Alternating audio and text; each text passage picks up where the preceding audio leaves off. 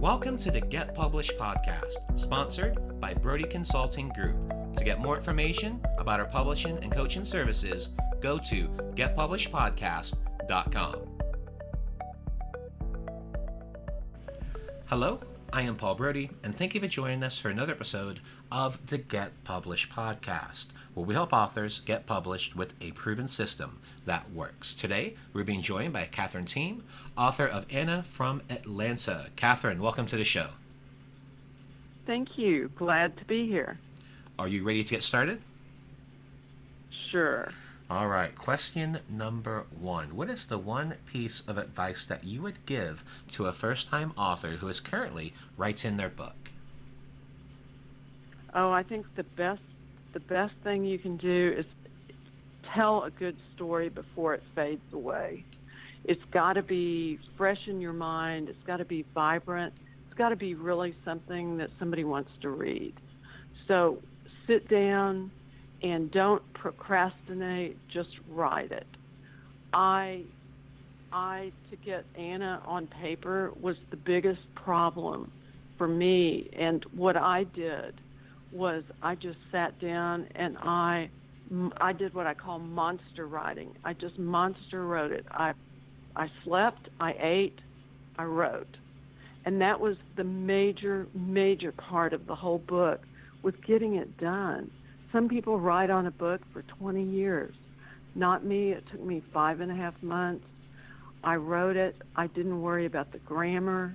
I knew already that if you get a good publisher, they are going to have a professional that takes care of that. It's got to be, of a certain quality. But don't belabor all the details. Get the story. Don't let it fade. Make it exciting. Well, and that's one of the things that I did. So for my third book, Positivity Attracts, I did what I essentially refer to as binge writing, where everything just flowed so well, and I ended up writing the entire book in roughly 24 hours. And it's just, when you get the inspiration, you just have to go through it, and you don't have to worry about it being perfect. That's the editor's job. They can clean it up from there, but it's, when you have the inspiration, you just got to go with it. Exactly. And we all have a book in us, really, if we think about it. Just living life can sometimes be so incredible, and you say to yourself, I wish I had a typewriter, a computer. I wish I had a computer where I could just knock it out wherever you are. And that's the beauty of today. You can have a laptop. You can write it, as you say, binge writing. It really makes total sense when you look back at your book. You're so glad you just did it. And what do you feel is the hardest part about getting published? Oh, I think the hardest part is, the hardest part is hard for, it's different hard levels for different people. The hardest thing for us was this book is historical fiction. It's about one of the first African-American women to live in Marshalltown, Iowa, in the 20s during the Depression in the 30s. And so we had to not only deal with the book, deal with making it as good as we could, we had to do fact-checking for the time. We had to deal with Anna's beautiful Southern accent and make it consistent throughout the book, because no one was going to publish that book until we'd really done our due diligence on it. And my co-author, Beverly, is a publisher of magazines. And so she really has a great grasp of the English language. She's the one that I'm sort of the creative force. I do something, and then Beverly looks at me and says, Catherine, if I were you, I might go back and change this. And I'm like, great, do it, Beverly. I know it's going to be better. And so that was the beauty of us getting published. We were able to come forth with a manuscript that actually was very close to published quality. And so it made us look better to people. And And so when the time came to find a publisher, it was easier to make our own choices and decide how we were going to do it. One of the things, too, that I think really is hard about getting published is you have to have a vision for your book even before anybody really is going to pass judgment on it. And that was the beauty of having my co-author, Beverly. I sort of think of myself as the cake batter. I'm the shape of the whole story, but Beverly's the icing. She was able to really make the whole story fantastic. And by the time I wrote it, and she and I literally rewrote it together, it was really a very publishable commodity. And another sort of footnote about that was that Beverly's got to be the most tactful person that ever lived.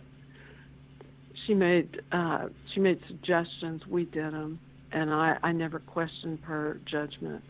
And it's proved to be really a great partnership. And we are presently writing book number 2. Well, you mentioned you went through a traditional publisher, so if you don't mind me asking, which company did you go with? Well, we ended up self-publishing it ourselves. Because we wanted control over the book. We knew that the whole book is going to be the first of 3, and we're in the middle of the second one right now. Unfortunately, I don't have the luxury right now of doing a monster ride on it, a binge ride on it, so it's taking us longer. But we figured, because you have to want to understand where you're ending up, our goal is to have the book made into a movie. And that was our goal from the very beginning. I saw the book as a movie and wrote it as such in the beginning. And Beverly knew that. So what we're trying to do is get all 3 books finished and then either go with a big name publisher or a movie deal or both. So that's we're doing it a little bit backwards, but we feel that that's really the way to go for this story. Well, let's talk a little bit about marketing. So please share a marketing strategy that you have used in your book launch that worked well. I have to say that traditional publicity worked really well for us. And I know people are going back to, let's use social media, yet let's use new wave sort of marketing. But one of the things that Beverly's husband actually does is public relations. And Beverly was in public relations before they started their magazines.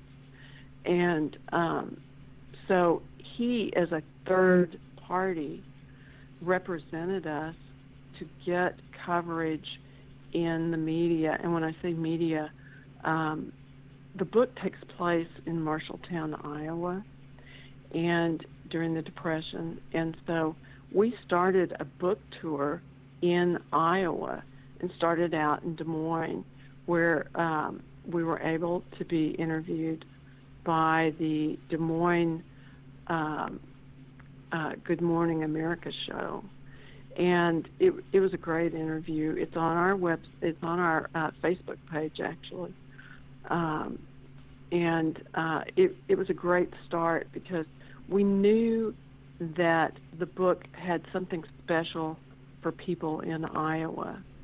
And our second round with this book will actually be going to Atlanta, and we're going to use the same process that we used in Iowa.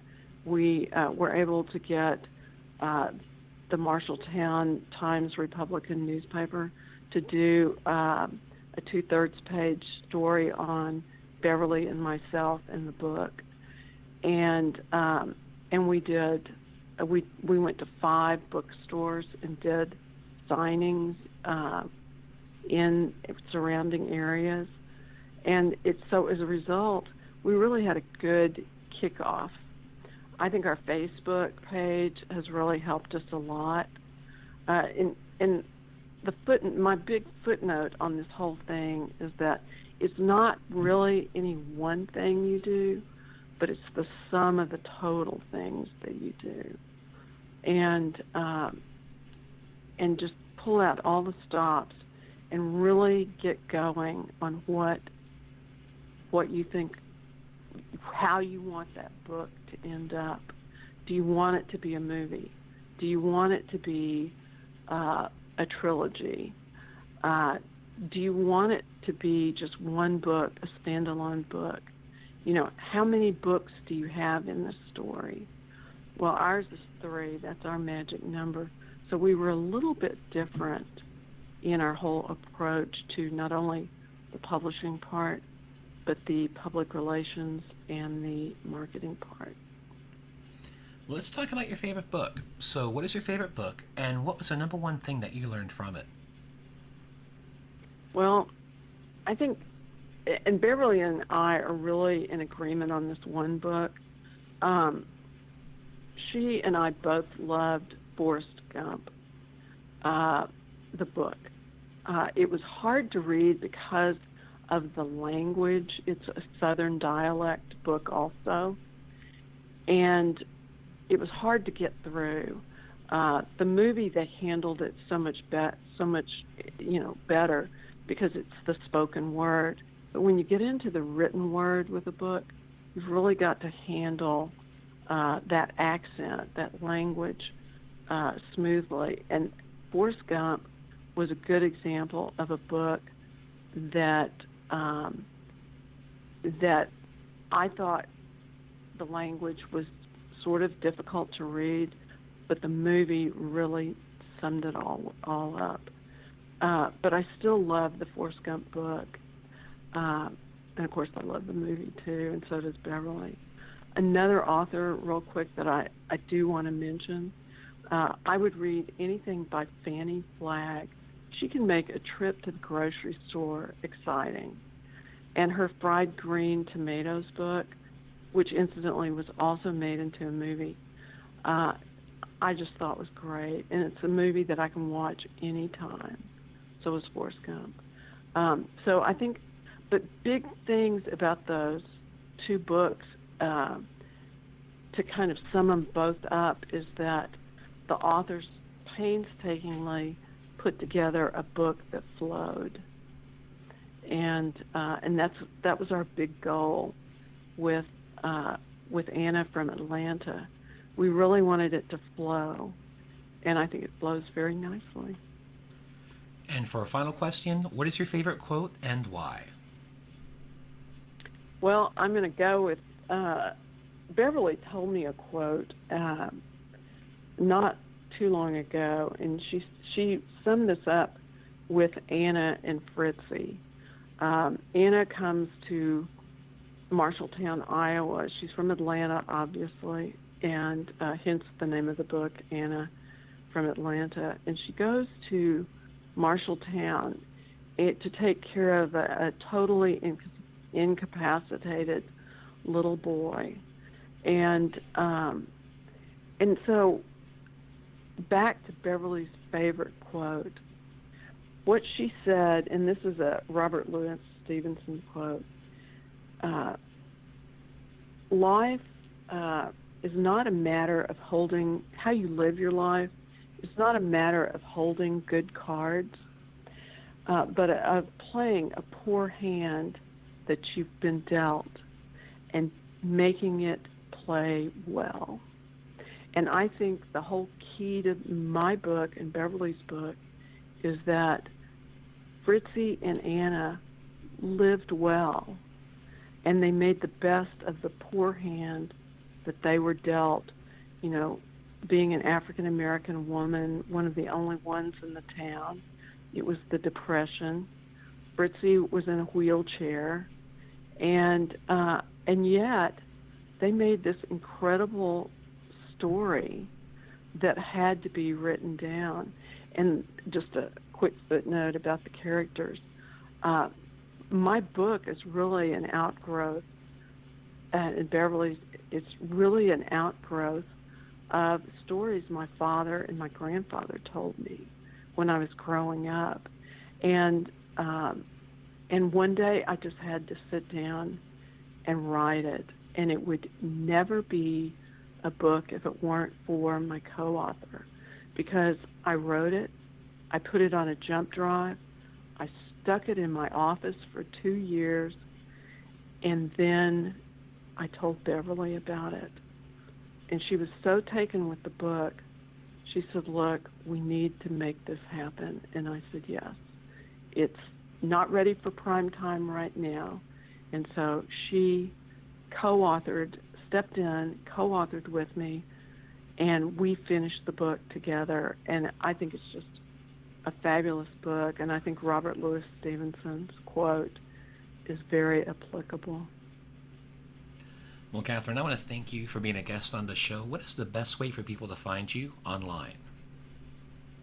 The best way online is our Facebook page, Anna from Atlanta, and we are on Amazon and all of the other big book retailer websites, and it's a great book, and I really appreciate you taking the time to find out more about it.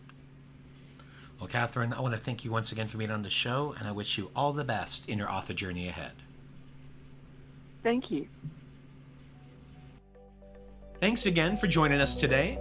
To learn more about how to get your book published with a proven system that works, grab a free copy of my book at getpublishedpodcast.com.